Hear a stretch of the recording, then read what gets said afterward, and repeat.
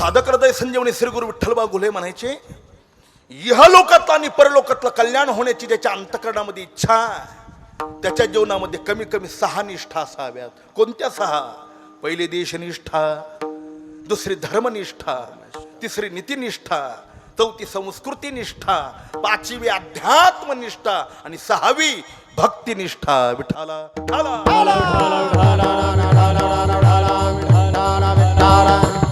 पहिली देशनिष्ठा असावी. जो देशावर प्रेम करू शकतो तोच देवावर प्रेम करू शकतो. राजा, जी माणसं देशाविषयी गद्दार आहे ती माणसं कदापि देवावर प्रेम करू शकणार नाही. सद्गुरु जोग महाराज अगोदर देशभक्त होती. लोकमान्यांच्या भुजीला बूज लावून इंग्रजांवर अनेक वेळेला मात केली होती विष्णुबा जोगांनी. पहिले ती देशभक्त होती, नंतर भगवत भक्त होते. अगोदर देशभक्त असलं पाहिजे. भगवान प्रभू रामचंद्र सांगतात, जननी जन्मभूमीश स्वर्गात अपि गरीयेश. छोटासा प्रसंग सांगतो. 100 योजने पार करून मारुतीरांनी छलांग मारल्याने अशोक वाटिकेमध्ये भगवती सीतामातेचा शोध घेतला. भगवती सीतामातेला रावणाच्या राक्षसीने त्रास देत होत्या ते पाहिलं आणि मारुतीरायांच्या डोळ्यामध्ये लाली उतरले. सोन्याची उग किंमत एवढी नाही महाराज. सोन्यामध्ये 2 खासियत आहे. किती वर्ष जरी सोनं मातीत जरी पडलं ना तर सोन्याची झीज होत नाही. आणि आगीच्या भट्टीमध्ये किती काळ जरी सोनं राहिलं तर सोनं जळत नाही. ओरिजिनल सोनं आहे. हिनकस धातू जळून जातो पण सोनं जळत नाही आणि झिजत नाही. पण मारुतीराने रागाने रावणाच्या लंकेला आग लावली तर सोनं जळालं. जाळीली लंका धन्य धन्य म्हणे तुका. किती रागवले असतील मारुतीराय. 100 योजने पार करून मारुतीराय अलीकडे आले. श्रीराम, शिष्टाई सोडून द्या आता. माझी आई जगदंबा भगवती सीतामातेला रावणाच्या राक्षसीने त्रास देतात, त्याचा निपात करा. मारुतीरायांचा राग प्रभू रामचंद्रांनी पाहिला आणि शिष्टाई बंद करून लंकेवर आक्रमण केलं. 18 पद्म वानर होती महाराज. ज्ञानोबराय सांगतात, राणीची पाले खाईरा. अरे झाडाची पानं खाऊन आणि फळमुळं खाऊन वानरांनी भगवान प्रभू रामचंद्रांची काया वाचा मनाने सेवा केली. या देशाची सेवा केली महाराज. आताच्या या भारत पाकिस्तान युद्धामध्ये अनेक जवानांनी आपला बळी दिलाय. कधी विचार करा तरुणांनी, घोटी खाऊन ओट्यावर बसू नका. हे फुकट स्वातंत्र्य मिळालेलं नाही. अरे कितीक तरी माता भगिनीने आपलं सौभाग्य दान दिलंय. जवानांनी आपल्या रक्ताचा थेंब ना थेंब या भारत भूमीला दान दिला. त्यावेळेला हे स्वातंत्र्य मिळालंय. आता टिकवणं आपल्या हातात आहे. ठाला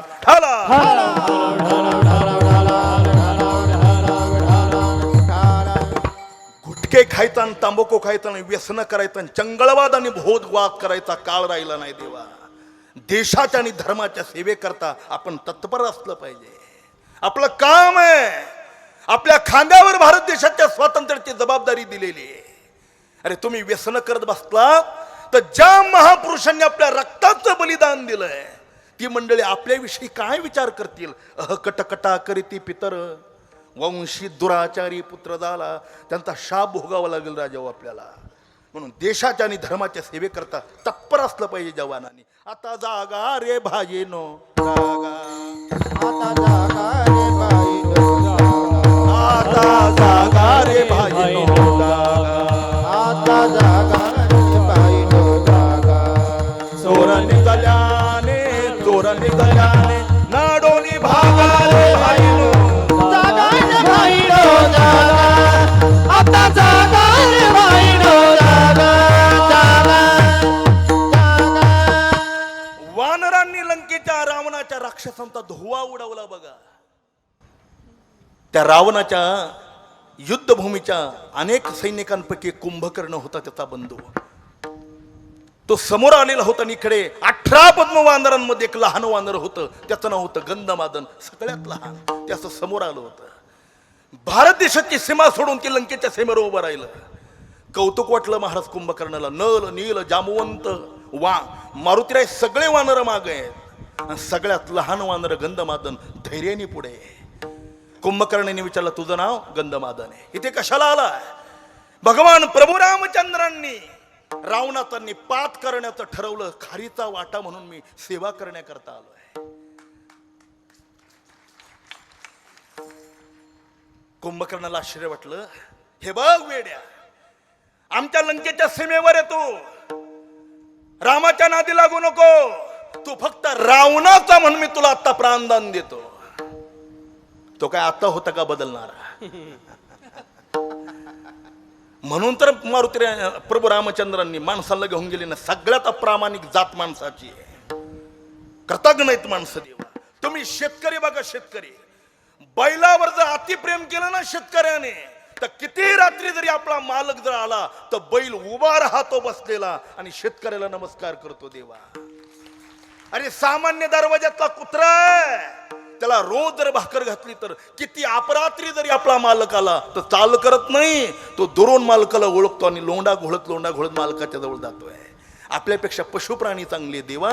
ज्या जन्म देणाऱ्या आई बापाविषयी जर आपलं प्रेम नसेल तर आपण देशावर आणि धर्मावर काय प्रेम करणार आहेत राजा?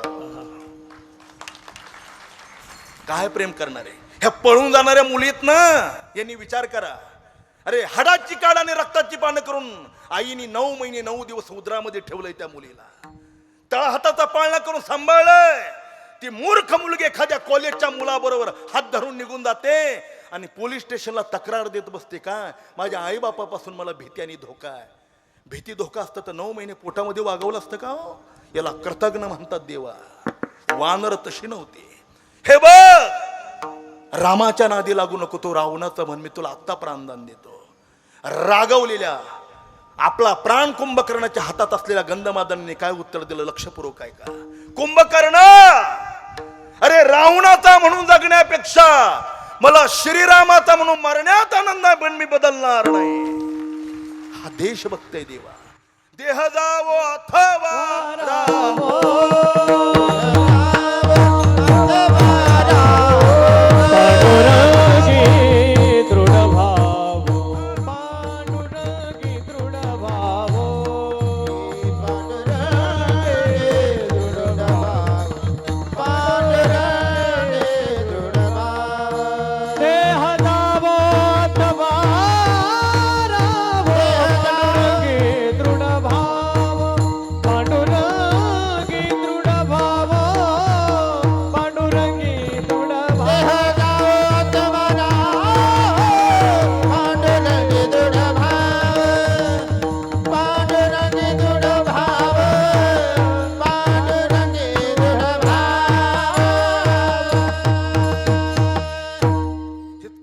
तितका धर्म आहे. श्रीमद भगवद्गीता सांगते, श्रियाम स्वधर्म विगुणः परधर्मा स्वनिष्ठितात स्वधर्मम निधनम श्रियाः परधर्मो भयावा. ज्याला मिलिटरीमध्ये जायचं ना त्यांनी एकदा गाथ्याचं पारायण करा राजा. धर्मरक्षा वयासाठी करण्याटी आमाशी वाचा बोलो वेदनिती करू संती केली ते. धर्माचे पालन करणे पाखंड खंडन हेच या महाकरणे काम बीज वाढवावे ना. एक हृदयातला प्रसंग सांगतो. भीमा भामा आणि इंद्राणीच्या पवित्र तीरावर त्या संगमावर तुळापूर नावाचं ते गाव आहे. तिथेच मकरब खानाने संभाजीराजांच्या मेहुणीला हाताशी धरून शंभूराजांना पकडलं आणि साखळदंडाने दामलं. बहादूरगडावर आणलं. पोलादासारखं शरीर होतं देवा शंभूराजांचं, पोलादासारखं. ते काय पावन बटर खाऊन तयार झालेली पैलवानं नव्हती. जोग महाराज 11 शेर दूध पित होती, 40 भाकरी एका वेळेला खात होती. फक्त ऐकून ठेवा. म्हणून तर सदाशिव पेठेमध्ये 2 रेड्याची झुंज विष्णोबा जोगांनी सोडवली होती देवा. रेड्याची झुंज काय ताकद असेल. या सरला बेटाला ज्या रामगिरी महाराजांची सेवा आहे ना, ते त्या गंगागिरी महाराजांच्या परंपरेतले ते महंत आहेत. गुरुवारी नारंगिरी महाराजांनंतर तिथे गंगागिरी महाराज आले. गंगागिरी, त्या गंगागिरी महाराजांनी सांगितलं होतं, ते आले होते वाघाच्या आखाड्यावर आहोरीला. त्यांनी पाहिलं रिंगणामध्ये 14-15 पैलवान चित केल्यानंतर पंजाबचा आलेल्या पैलवानाने विष्णुबा जोगांच्या हाताला सुद्धा हात दिला नाही. त्यांचं शरीर पाहिलं तर पंजाबचा पैलवान सुद्धा घाबरला होता देवा. आणि तिथेच गंगागिरी महाराजांनी सांगितलं, विष्णुबा सामान्य पैलवानाला काय चित करताय? सगळ्या जगाला खाणारा जो काळ आहे त्या काळाला जर तुम्ही चित केलं तर मी तुम्हाला खरा पैलवान म्हणेन. तर जोग महाराजांनी कुस्ती सोडून दिली. तसे शंभूराजे होते. औरंगजेबाच्या पुढे उभं केल्यानंतर त्यांनी सांगितलं, शंभूराजे तुम्ही धीरवीर शिवरार आमचा ऐका, पहिलं धर्मांतर करा, आमचा ठेवलेला खजान्याचं ठिकाण सांगा आणि आमचे कोण कोण फितूर तुम्हाला मिळाले त्यांची नावं सांगा, सई सलामत मुक्तता करो. धर्मांतर शब्द ऐकल्यावर डोळ्यात लाली उतरली.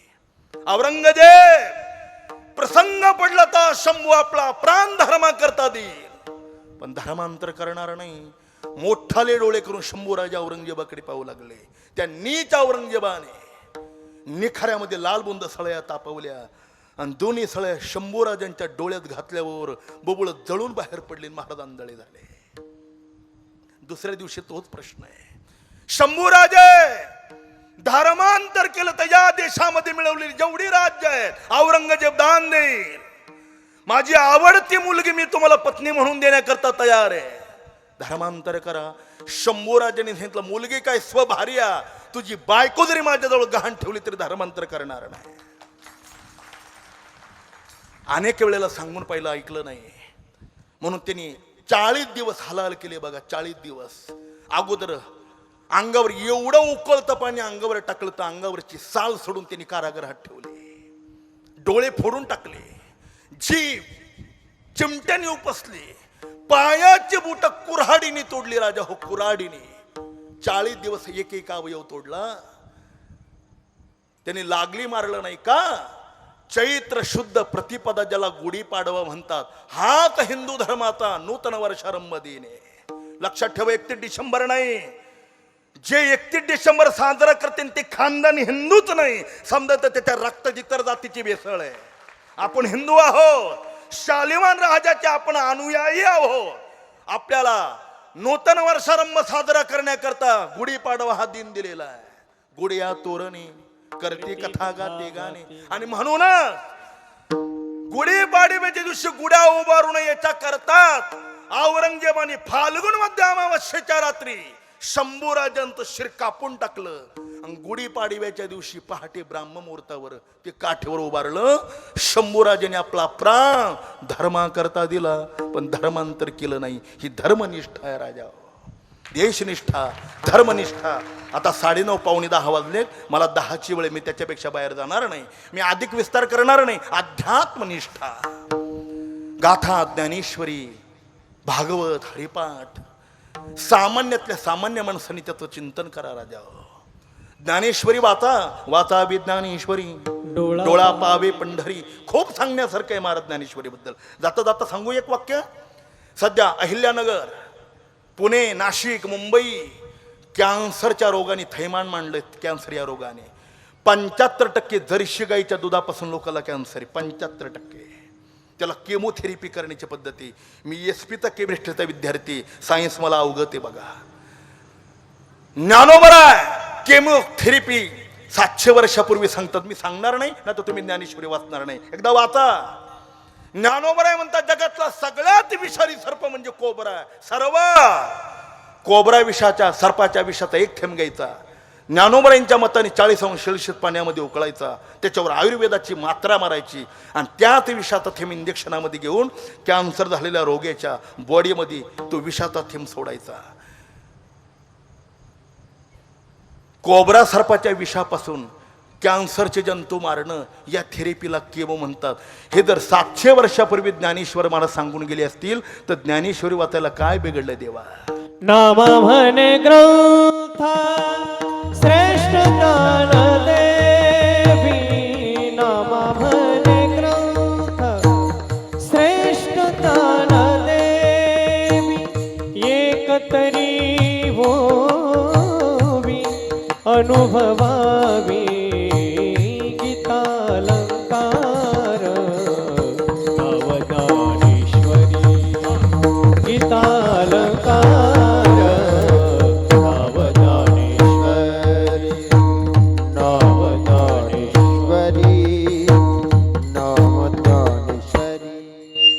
कीर्तनकारांनी सुद्धा चावड गप्पा मारून समाजाचं मनोरंजन करण्यापेक्षा ह्या गोष्टी समाजात आणल्या पाहिजे राजा. कितीक दिवस विनोद ऐकून आपलं पोट भरवणार आहे राजा. 2 तासाची वेळ आहे, आत्मकल्याणाची आहे. आणि या बसलेल्या जागेवर विनोद ऐकून जर 2 तासाची वेळ फुकट गेली तर पदरात काय पडायचं तुमच्या. म्हणून गाथा ज्ञानेश्वरी याचा व्यासंग करा. कधीही कोणत्याही वेळेला श्री गुरु चैतन्य महाराज सांगतात, अहो दिवसभर काम करून घरी या आणि संध्याकाळी जेवण झाल्यानंतर एक ओवे वाचा, भाव धरून यावाची ज्ञानेश्वरी कृपा करी हरी तयावरी. प्राणापेक्षा ज्ञानेश्वरीवर प्रेम करणारी माणसं झाली तेव्हा गुरुबरी धोंडा महाराज देगलूरकर झाले. चातुर्मासामध्ये महाराज पहाटे ज्ञानेश्वरी सांगायचे. हजारो श्रोते त्यांच्या ज्ञानेश्वरी श्रवणा करता यायचे. एकदा त्यांना प्रश्न विचारला, ते पहाटे ते थकलेले होते खूप. पहाटे सकाळी स्नान करून ज्ञानेश्वरी सांगणं त्यांच्या देहाला कधी झेपत नव्हतं. मग ते पंचार्थ विधी करायचे. 2 पाय 2 हात तोंड स्वच्छ धुवायचे. महाराज ऊर्ध्वपुंड्र लावायचे. ओम पूर्णमदः. कमळासारखं शरीर होतं महाराज, इतकं सुंदर देखणे होते महाराज. आणि वाणी साचानी मवाळ मितुले आणि रसाळ शब्द देशे कल्लोळ अमृताची, अशी वाणी होती धोंडा महाराजांची. एकदा त्यांनी प्रश्न विचारला, आता हे लाईव म्हणून त्यांचं नाव सांगणार नाही मी. महाराज तुम्ही इतकी सुंदर ज्ञानेश्वरी सांगता की तुमच्या मुखातून ती ऐकतरता हवी. प्रत्यक्षात ज्ञानोबरांचा स्पर्श तुमच्या वाणीला आणि हृदयाला झालेला आहे. कारण गुरुनाम गुरु बंकट स्वामी महाराज म्हणायचे, ज्याच्या वाणीला देवाने स्पर्श केलेला आहे त्याच्या शब्दाला परिपक्वता येत असते महाराज. पिकलिया रस गळी अमृतेचा पिकलिया. त्याच्याकरता देवाने हृदयामध्ये स्पर्श करावा लागतो, कृपा करावी लागते. गुरुबरी धोंडा महाराजांची वाणी म्हणजे प्रत्यक्षात ज्ञानोबरांसारखी कोमल वाणी. एकदा त्यांना प्रश्न विचारला, धोंडा महाराज तुम्ही रोज नित्यनेमाने ज्ञानेश्वरी सांगता, पण आंघोळ न करताना कसं काय सांगता? त्या ग्रंथाला स्नान केल्याशिवाय आम्ही हात लावत नाही, तुम्ही सांगता. काय उत्तर दिलं महाराजांनी ऐका. महाराज म्हणाले, अहो जसं लहान मुलाला आपल्या आईचं स्तनपान करण्याकरता जशी आंघोळीची आवश्यकता नाही ना, तशी ज्ञानेश्वरी माझी आई आहे आणि तिथं स्तनपान करण्याकरता मला आंघोळीची आवश्यकता वाटत नाही. आपलं हृदय त्या ग्रंथाला पर्यंत पोहोचलं पाहिजे. म्हणून गावोगाव ज्ञानेश्वरीची पारायण झाली पाहिजे. देवा प्रवचन बंद झाली आणि कीर्तनामध्ये कविता आल्या. हे ज्ञानेश्वरीच्या ओव्या ऐकायच्या कोणी आणि सांगायच्या कधी?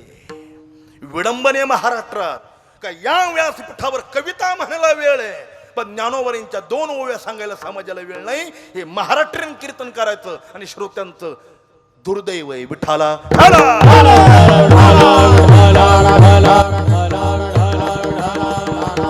त्याला वेळ जाईल त्याच्या. आणि शेवटची भक्तिनिष्ठा आहे. आम्ही नामाचे धारक, आम्ही नामाचे धारक, नेनो प्रकार अनेक, नेनो प्रकार अनेक, सर्व भावे एक, सर्व भावे एक,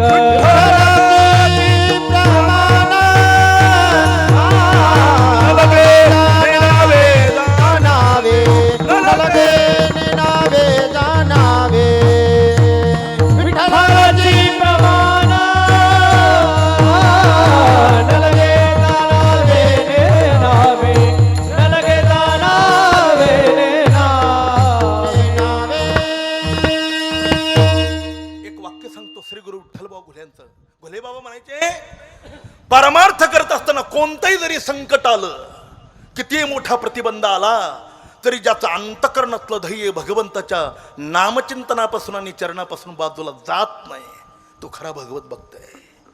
हाचिने माता न फिरे माघारी, बैसले शेजारी गोविंदाच्या. 2 मिनिटात